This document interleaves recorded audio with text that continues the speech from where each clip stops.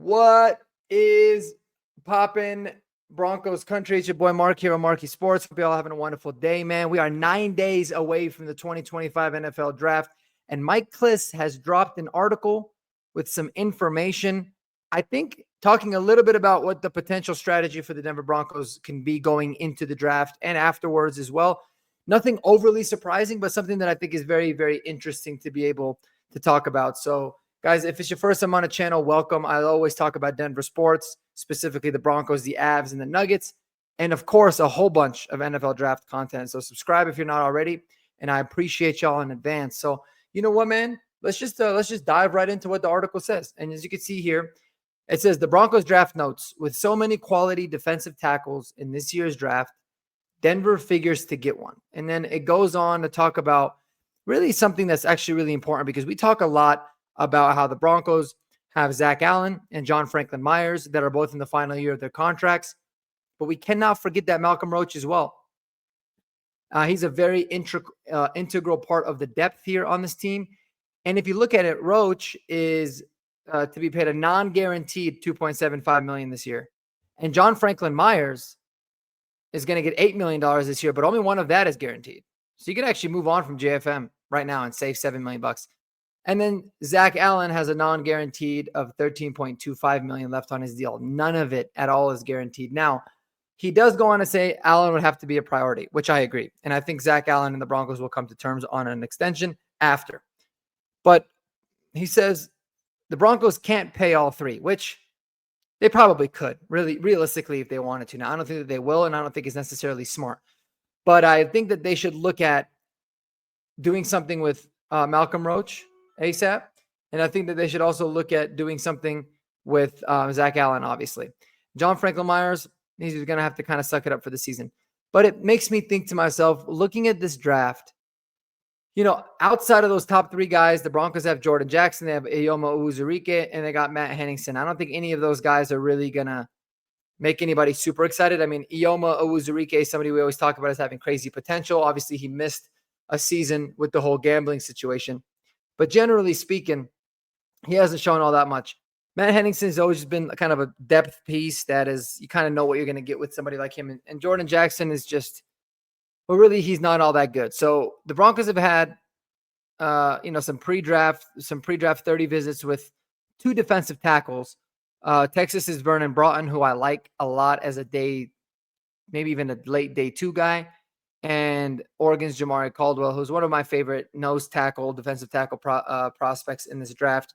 He could be somebody that we could look at maybe in the fourth round as well. But it begs the question of, not only could the Broncos take a defensive lineman with the first round pick, which really would not be a bad choice at all, since it is a really stacked class, but because it's such a stacked class, I not only would not be surprised if the Broncos decided that they wanted to draft two defensive linemen, maybe one that projects to be a little bit more of a 3-tech and maybe 5-technique type of body type, to where he's not overly big, and then more of an interior guy like a Jamari Caldwell or like a Cam Jackson from Florida as well as an option.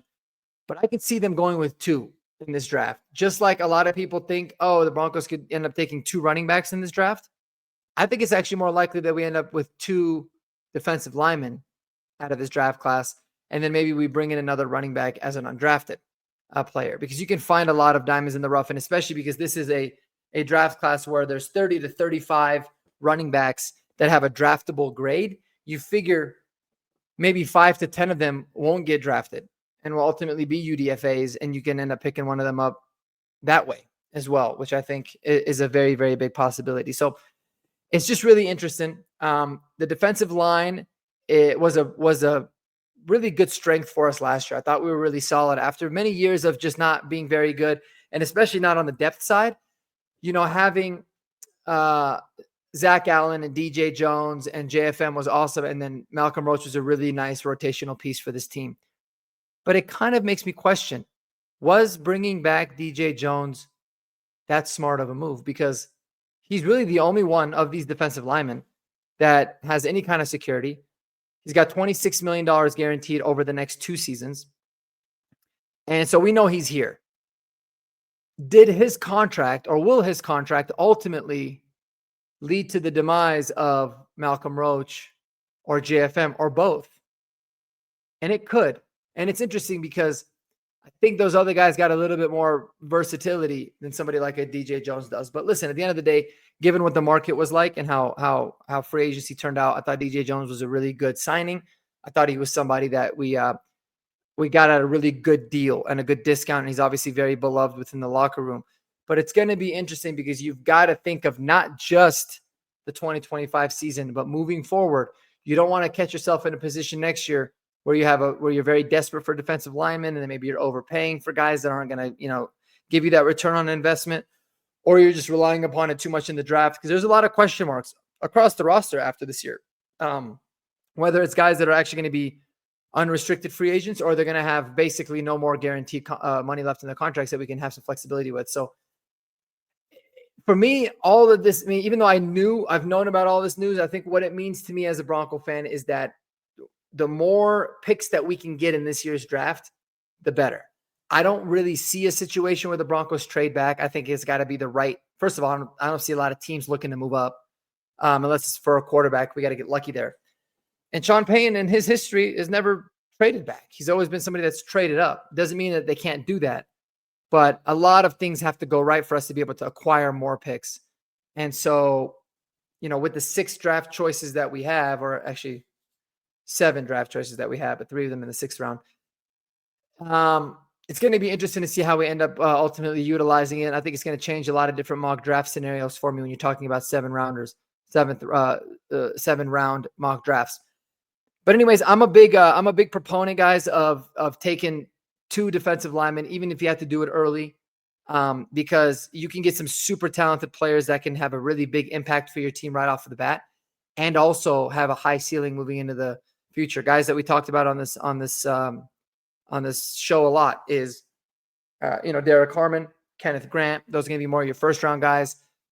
Alfred Collins, CJ West, Walter Nolan, potentially if he drops, Joshua Farmer, TJ Sanders are going to be kind of your mid-round guys.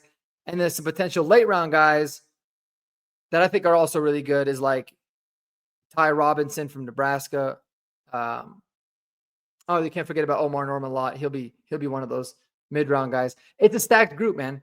It's a really stacked group. Tyleik Williams is going to be one of those mid-round guys too. Jamari Caldwell, like we talked about, he came in for a visit. So there's a lot of really good names. It's a really, really stacked class.